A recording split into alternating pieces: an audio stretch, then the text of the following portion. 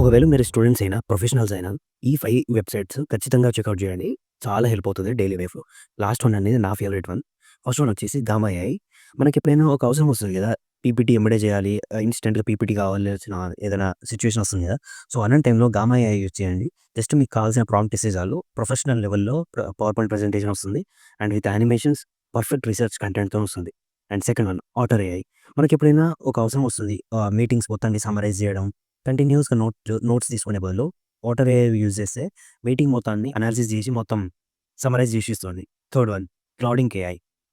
ఇది మీకేం చేస్తదంటే కంటెంట్‌ని రాయడం, రిసర్చ్ చేయడం అండ్ అనాలిసిస్ చేయడం బాగా యూజ్ అవుతుంది. ఇది ఇది మెయిన్‌గా కంపెనీస్‌కి అండ్ ప్రొఫెషనల్స్‌కి బాగా హెల్ప్ అవుతుంది. ఫోర్త్ వన్ వచ్చేసి క్వాడా ఏఐ.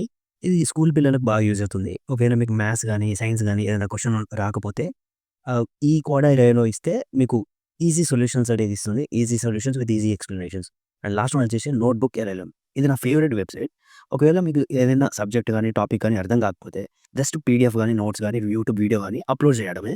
అప్‌లోడ్ చేసిన తర్వాత మీకు ఈజీ ఎక్స్‌ప్లనేషన్ ఇస్తది. అది అర్థం కాలేదనుకోండి, మీరు ఒక పాడ్‌కాస్ట్‌లోకి గాని, ఒక మీటింగ్‌లోకెళ్ళొచ్చు. ఒక ఏఐ మీకు ఒక స్కూల్ టీచర్‌లాగా పనిచేస్తుంది. దీనివల్ల మీకు ఈజీగా అర్థమైపోతుంది. అది కూడా కాదనుకుంటే నీకు ఏఐ వీడియో కూడా జనరేట్ చేసి ఇస్తది. సో, చదవాలనుకుంటే క్రేజీగా హెల్ప్ అవుతది ఈ వెబ్‌సైట్. సో, సబ్‌స్క్రైబ్ జేసుకోండి. మోర్ వీడియోస్ వస్తుంటాయి.